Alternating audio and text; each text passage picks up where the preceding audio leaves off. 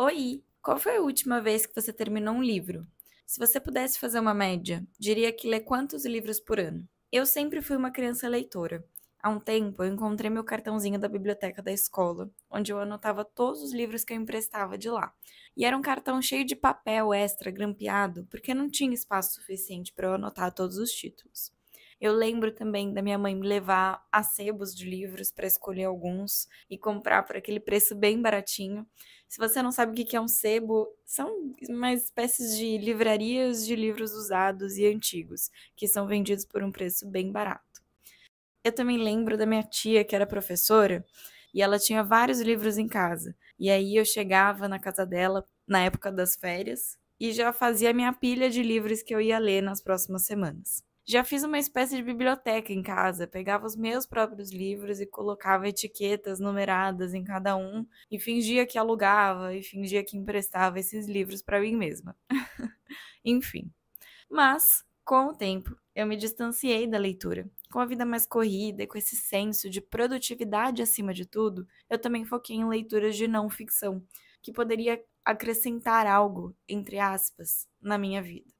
E é isso que eu vejo muito nas redes sociais, na vida real. A pessoa se diz uma super leitora, mas na verdade lê apenas aqueles best-sellers de desenvolvimento pessoal. E não me entenda mal, eu também leio alguns desses. Mas um hábito de leitura pautado apenas nesse tipo de livro se torna mais uma tarefa do que uma distração ou diversão. A gente já falou aqui sobre hobbies e como a leitura pode ser um deles, uma distração, um passatempo, desde que não tenha outro objetivo atrelado, como o desenvolvimento pessoal. A verdade é que todas as leituras acrescentam algo na sua vida. Você fica com um vocabulário mais amplo, você tem mais facilidade para escrever, você tem mais criatividade, entretenimento, lazer, diversão. E querendo ou não, as histórias de ficção também podem fazer com que você reflita sobre a sua vida, seus hábitos e, entre aspas novamente, acrescentar algo nesse sentido mais palpável também. Mas se você já inicia a leitura com esse objetivo, você acaba colocando alguma pressão no processo e aí a gente não pode chamar de hobby. O Brasil perdeu muitos leitores de 2023 para 2024. De acordo com uma pesquisa feita pelo Instituto ProLivro, com algumas parcerias, com mais de 5.500 pessoas de 208 municípios diferentes, a estimativa é que a gente tenha perdido quase 7 milhões de leitores em um ano, sendo que o livro mais citado na pesquisa foi a Bíblia. Você já parou para pensar por que a gente está lendo menos? O que a gente está fazendo com o nosso tempo? Ou será que você tem a capacidade de fazer uma atividade tão monótona, tão parada? Porque a leitura pode sim ser emocionante, divertida, mas você vai ficar parado lendo palavras enquanto estiver nessa atividade. E pode parecer pouco produtivo quando a gente está pensando nessa cultura de produzir, produzir, produzir acima de tudo. Em que tudo que a gente faz tem que virar algo extraordinário, tudo que a gente faz tem que ser útil para a gente, para alguém, tem que sempre ter uma melhora nesse desenvolvimento, uma melhora na nossa vida, mais sucesso atrelado a todas essas atividades que a gente faz. Esses dias eu me deparei com um post do @TheSummerHunter, que dizia o seguinte: ler ficção faz bem para o seu cérebro. Novos estudos indicam que deixar a mente voar em histórias criadas por outras pessoas reforça a empatia e a cognição, entre outros benefícios. Como uma boa nerd, eu fui atrás dessa referência, e é um estudo de 2013, publicado na Science. É um trabalho super interessante, que diz que a literatura de não ficção melhora a teoria da mente, uma tradução livre para The Theory of Mind. E eu fui procurar a definição disso e descobri que é uma habilidade cognitiva de compreender os pensamentos, sentimentos e intenção dos outros. Um assunto estudado em conjunto com comunicação, habilidade de resolução de problemas e o transtorno do espectro autista.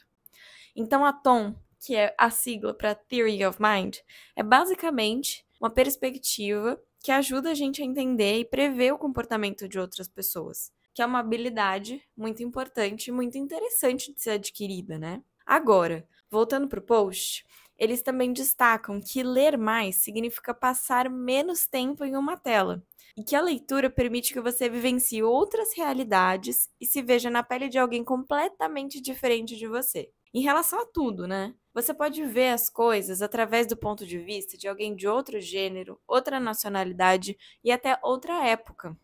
Ler ficção também aumenta a nossa capacidade de compreender outras visões de mundo. E isso faz falta nos dias de hoje, não é?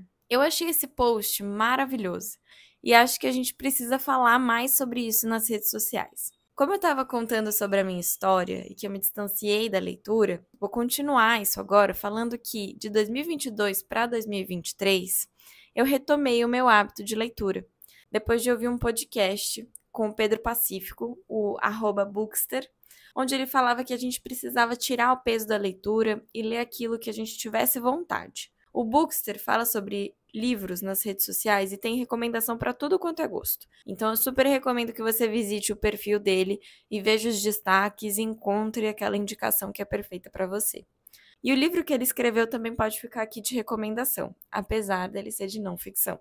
O nome é 30 Segundos Sem Pensar no Medo. Então, de 2022 para 2023, eu me coloquei uma meta de ler pelo menos um livro por mês. Porque você sabe o que acontece quando a gente coloca uma meta muito aberta, né? Como, por exemplo, ler mais. Ler mais é muito generalizado, então a gente precisa deixar isso um pouco mais objetivo e eu coloquei essa meta de um livro por mês e a verdade é que super deu certo. Em alguns meses, chegou dia 20 e eu percebi que eu não tinha lido nenhum livro e eu corri para ler algum, nem que fosse um livro curto para dar tempo de eu acabar antes do final do mês. Teve mês que eu li mais de um livro. Tiveram dias também que eu passei o dia inteiro lendo, outros dias que eu li muito pouco, mas eu tentei implementar esse hábito de ler todos os dias, pelo menos um pouquinho. No fim do ano, eu acho que eu terminei o ano com 30 ou 31 livros lidos no total.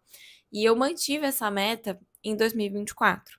Então, eu continuei lendo todos os dias, praticamente todos os dias do mês eu li. Não aconteceu mais daquilo de ficar 20 dias sem ler e perceber que tinha que ler alguma coisa. Isso aconteceu bem menos em 2024 e eu continuei lendo bastante. E essa meta se mantém agora para 2025. Eu acho que é um hábito muito importante.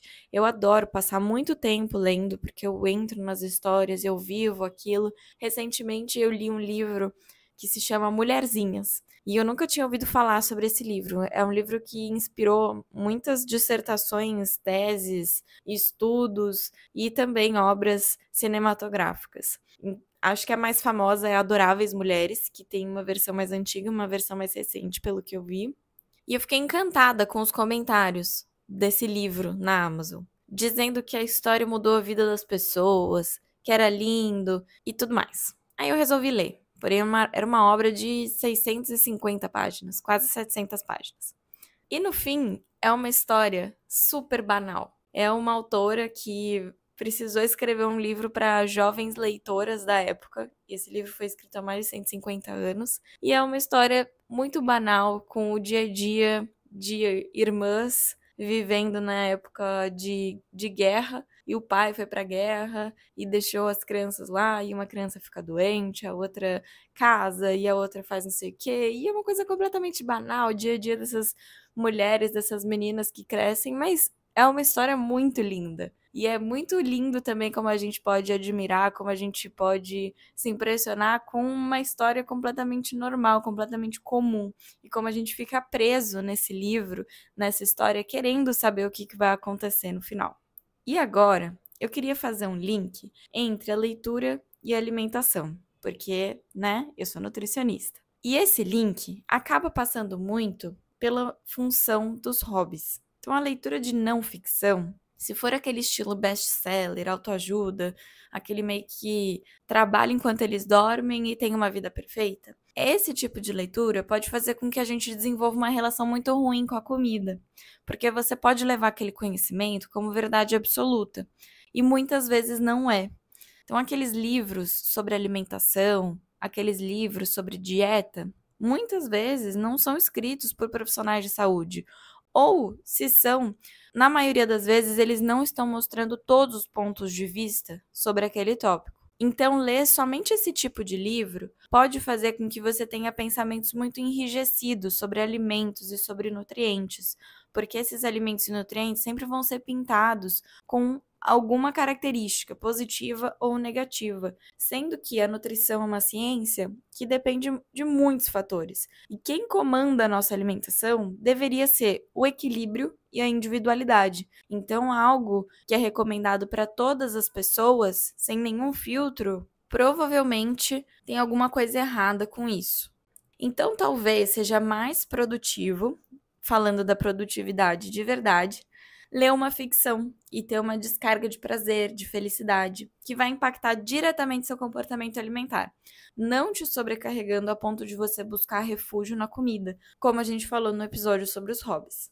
Eu espero que você tenha gostado do episódio. Eu vou deixar o link do post do The Summer Hunter na descrição, junto com as nossas redes sociais. E quem sabe você dá uma passadinha nesse post para ler os comentários e se convencer de que ler ficção é uma ótima ideia. E comenta aqui se você tiver alguma indicação de livro, porque eu quero saber. E aí a gente pode trocar algumas ideias. Nos vemos no próximo episódio.